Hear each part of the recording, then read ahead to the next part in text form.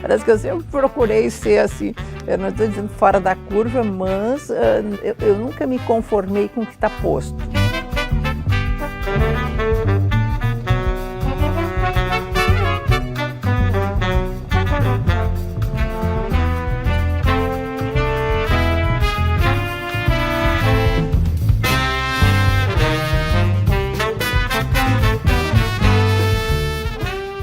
Eu comecei a envolver todos os excluídos, os invisíveis, que a sociedade nunca quis ver, nunca deu voz, não deu vez. Eu disse assim, não, eu tenho que ser a representante dessas pessoas. Por isso é que eu fui abraçando muitos segmentos da nossa sociedade.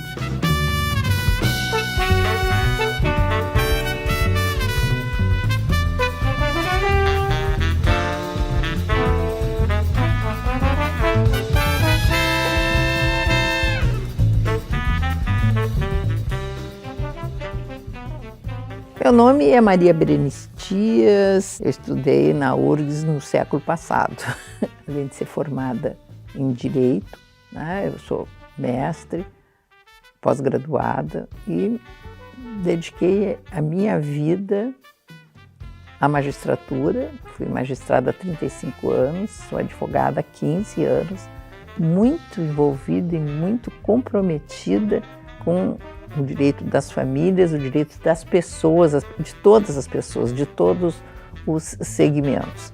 Fez muita diferença na minha vida ter passado por essa universidade.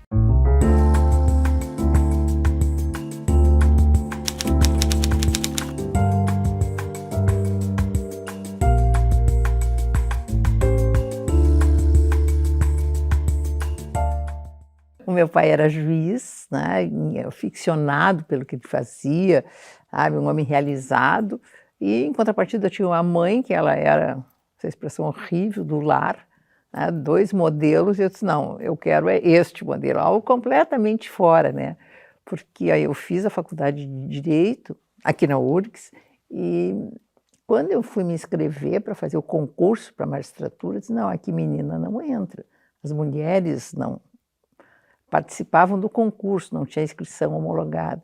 Foi uma guerra, sabe, conseguir romper essa barreira de mais de 100 anos, né, e deixar esse caminho aberto. Algo que, durante toda a carreira, me acompanhou essa discriminação de que eu fui alvo, por ter aberto a porta para as mulheres.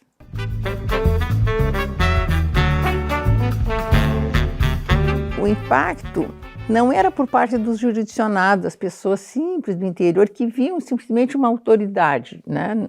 Parece assim, é um ser quase sexuado, era a juíza, né? Então, sempre fui muito respeitada, não tive problema com os advogados e tal. Era, no fundo, o Poder Judiciário, a cúpula do Judiciário, sabe? Que aonde podia me dava uma beliscada, assim, sabe? Não, isso não, nunca ocupei nenhum cargo, nunca fui convidada para nada, só fui promovida por antiguidade. E assim, o que mais me doeu foi ser promovida para desembargadora, depois de 25 anos da magistratura, sem nenhum processo, sem nada, que eu também, né, me puxava, porque é difícil abrir um caminho, tem que deixar ele aberto. Eu recebi 7 votos contrários para ser promovida por antiguidade, num universo de 21. Sabe, aquilo me doeu mais do que aquela discriminação inicial, porque antes eles não me conheciam, não sabiam o que era uma mulher no interior, eles diziam, você vai julgar crimes sexuais? Não vou, né? Entende? Assim, antes era uma coisa desconhecida esse universo, depois já tinham várias mulheres na magistratura e ainda, sabe, querendo me impedir o meu avanço, sabe? E isso é o que me levou a assim, me dedicar muito ao direito das famílias, porque assim, ó, a sociedade ainda é machista, ela ainda é discriminatória, sabe? Ainda é sexista, não... e isso está na lei ainda.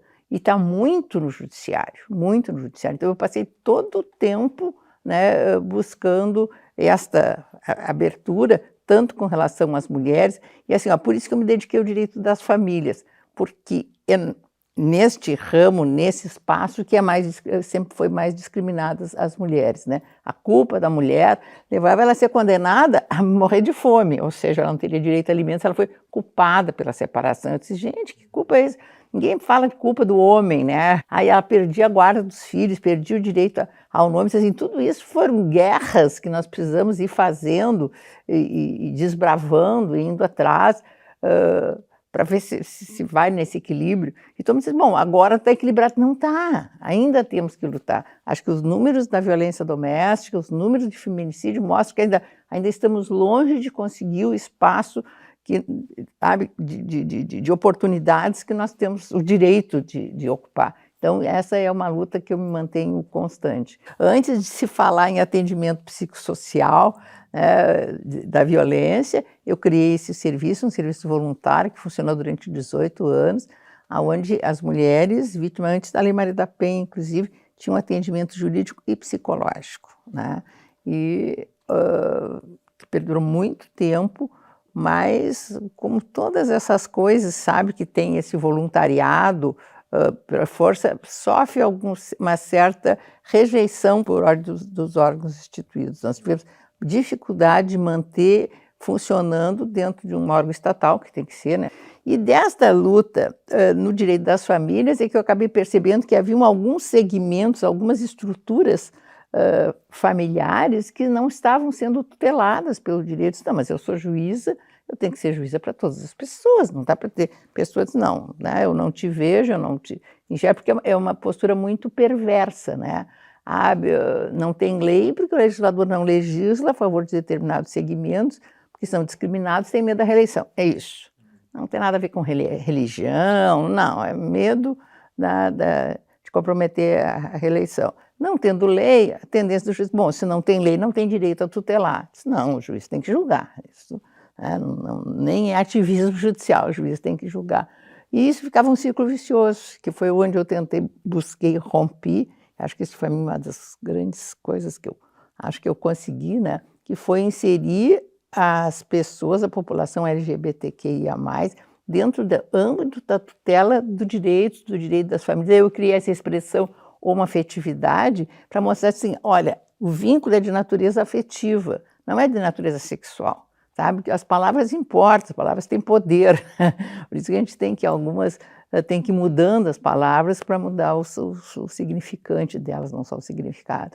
Então, assim, ó, e um tema, por incrível que pareça, que nunca ninguém abordou. Eu fui a primeira pessoa do Brasil a falar disso assim, ó, homossexual tem que ter direito, sabe? Mas eu fui, sabe? Então toda aquela discriminação de que eu sempre fui alvo, ela voltou de novo, sabe? Ela sempre vem, sempre me perseguindo e tal. Também a questão da Lei Maria da Penha, também eu fui uma das pessoas que ajudei a redigir, disse, não, está mal, nós precisamos mais. A lei já teve 24 alterações, né, na busca da sua perfeição, e a gente sempre indo atrás. E isso acaba sendo assim, a minha luta diária constante, né? O aperfeiçoamento do direito para tutelar e garantir todos os direitos a todas as pessoas, independentemente de quem são, de quem amam, de que sexo tem, de que gênero pertence, né?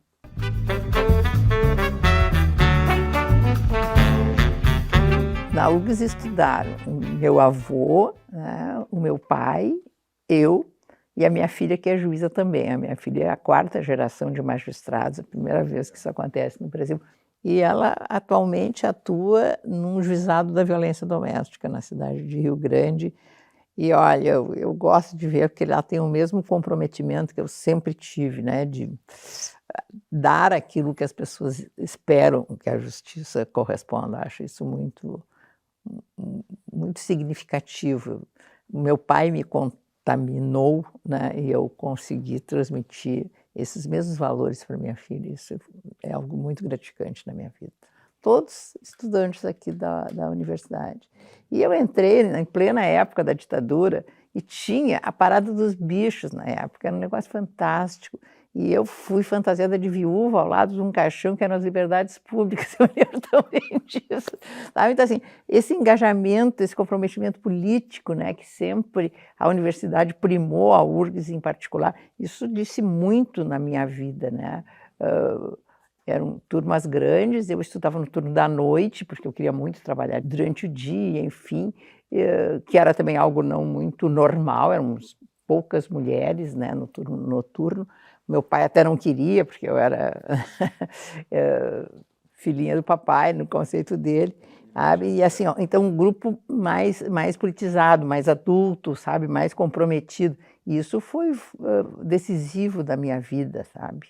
Eu me formei e fui convidada no semestre seguinte, num ano eu era estudante, no ano seguinte eu me tornei professora e lecionei até quando fiz concurso, tive que ir para o interior do estado, tive que ficar 10 anos no interior, então o vínculo que eu tinha era um vínculo contratual, que na época não precisava professores, fui como professora assistente, e depois que retornei é que fui professora da Unicinos, e acho assim, ó, uma responsabilidade que se tem, ou seja, aquilo que a gente acumula de conhecimento, de experiência na vida, sabe, não, é algo que não tem que ficar só para a gente, para consumo próprio, não, acho que a gente tem uma parcela de responsabilidade social. Então, assim, tudo eu acumulei, eu tenho tantos questionamentos, sabe, eu tenho que botar isso, divulgar para os outros, conversar com os outros. Então, escrever, falar, palestras. Agora, então, eu entrei nas redes sociais. Então, no Instagram eu faço trazendo muitos questionamentos a respeito disso que eu pesquiso, que eu escrevo. Eu tenho 12 livros publicados e já tenho a maioria deles em muitas edições. O mais conhecido dele, o Manual das Famílias, assim, no plural, está na 16ª edição. E todas as edições a gente vou atualizando, e o que mais me surpreende é que a cada edição está havendo um retrocesso em termos de avanço. Isso me é completamente assustador, sabe? A gente percebe que esse movimento social, né, ele acaba se entranhando também no Poder Judiciário, e isso eu acho muito preocupante.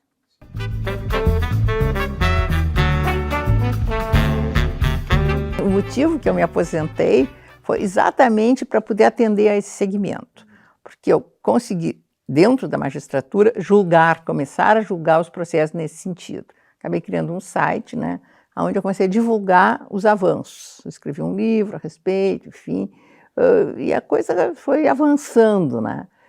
Mas eu vi assim, não era suficiente para se construir alguma coisa mais sólida. Eu vi assim, as ações elas vêm mal instruídas, sabe? Vêm mal embasadas. Então, me aposentei, abri um escritório, botei na placa direito homoafetivo, mais um motivo de discriminação, enfim, né, até do Partido dos Advogados, enfim, eu fui muito ridicularizada, que eu teria uma capela dentro do escritório, porque eu formalizava as uniões mesmo, sabe? Não era casamento, mas, bom, tem que botar no papel, né, para todo mundo saber que isso, as pessoas existem, o dia que morrerem e tal, família saber que não era um amigo e que tinha namoradas, enfim.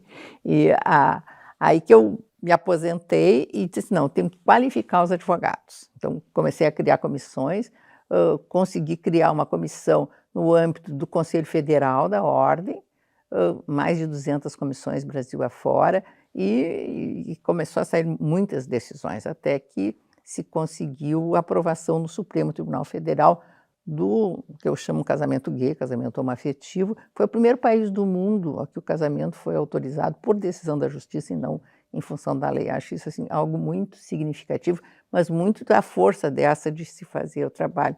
E nesse período, que foi por 8 anos, eu presidi essa comissão nacional, nós fizemos o projeto do estatuto, colhemos 100.000 assinaturas, que é assinatura que não termina nunca mais. Eu tive que mandar fazer um armário na minha casa para botar todos ali dentro.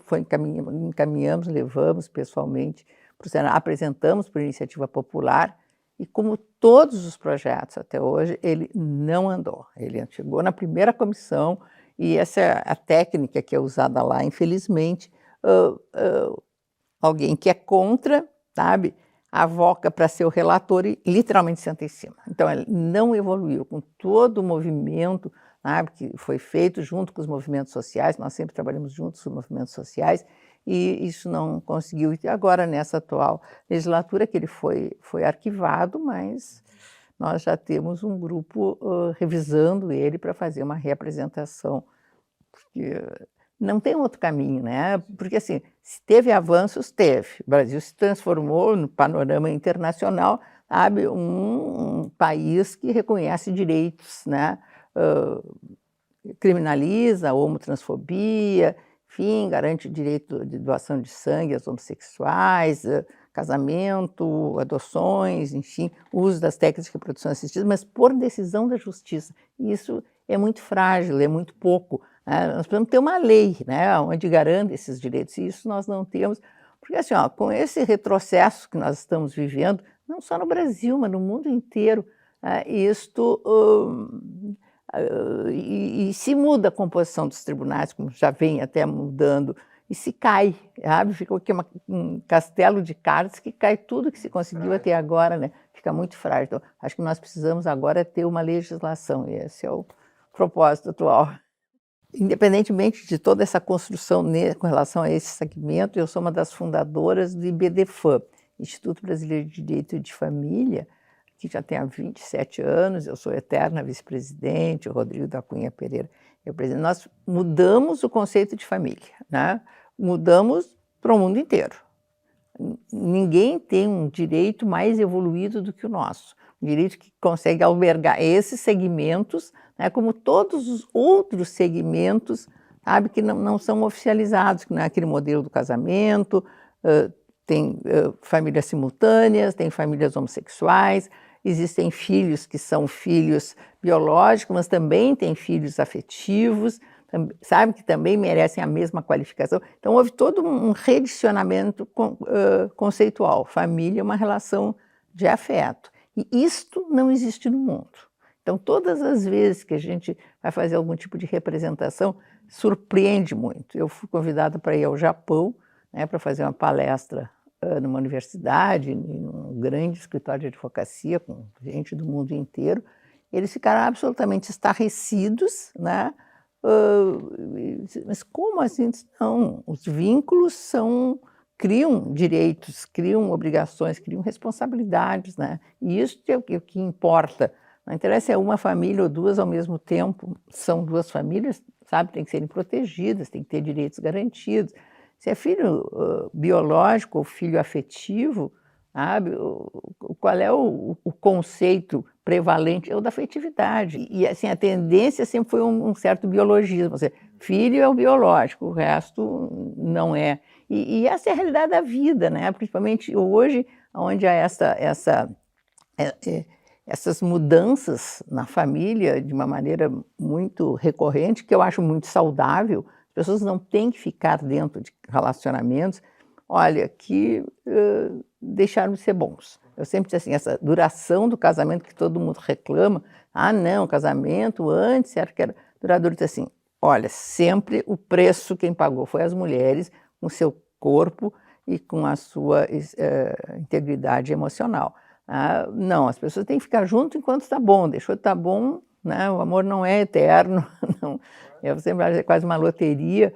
Então, e nessas novas estruturas que se formam, se aumentam os vínculos afetivos, aumentam assim, os filhos que convivem com o pai biológico e também com um novo companheiro da mãe, o marido da mãe, que cria laços, e isso gera direito para as crianças. Então, aí surgiu esse conceito que não tem parte nenhuma, o direito de multiparentalidade. Bom, as pessoas podem ter dois pais, ter duas mães, pode, né? Por que não? Porque tem, na realidade tem. As pessoas desempenham essas funções, né? E nas famílias homoafetivas isso é mais recorrente. As pessoas têm ou dois pais, ou duas mães, ou até mais pessoas quando usam essas técnicas de reprodução assistida também, que permitiu essa abertura de conceito.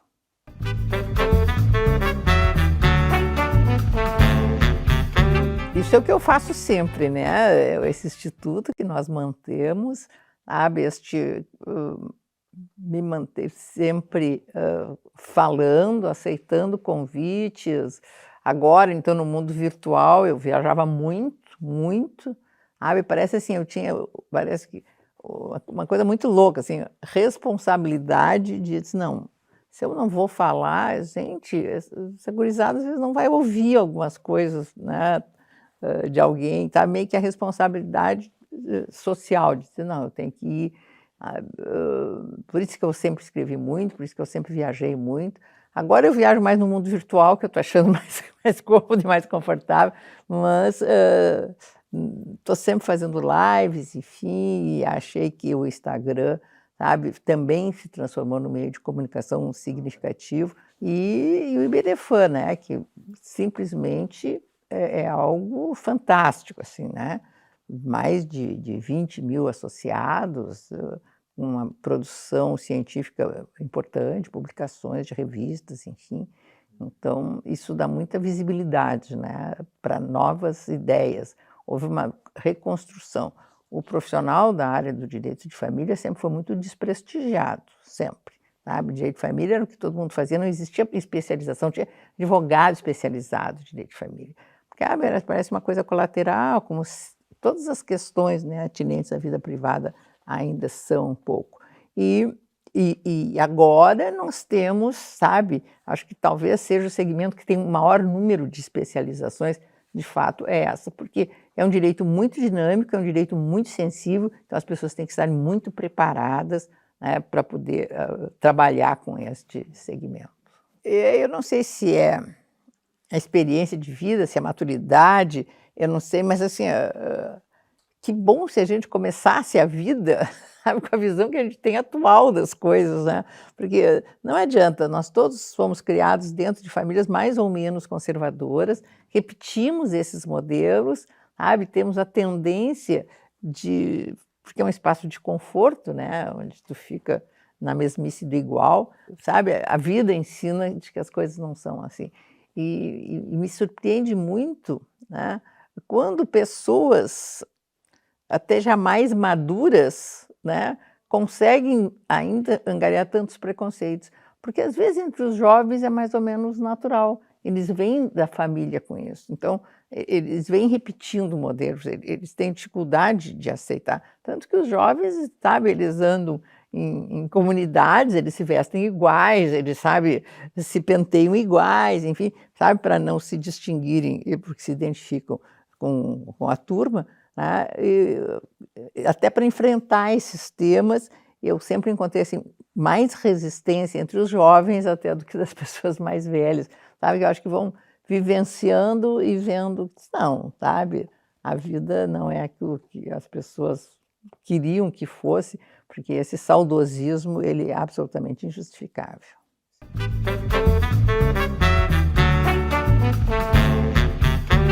Que ela nunca esquecesse que se resolveu fazer direito é porque alguma coisa a incomodava com o que estava torto. Então, busca de algo, de consertar alguma coisa que está mal, acho que este é um sonho, é uma determinação que não pode nos abandonar o resto da vida. Acho que isso é importante, se manter os nossos sonhos sempre revigorados e ressonhados. Eu gostaria muito de deixar para todos os estudantes, principalmente os estudantes da URGS, Universidade Federal, sabe, que este espaço que vocês ocupam é um espaço que a sociedade os concedeu, mantém. Então, todos nós temos muito esta responsabilidade de devolver para a sociedade tudo o que ela nos propiciou em termos de crescimento, em termos de conhecimento, sabe, em termos de cultura. Então, paguem este preço que a sociedade merece.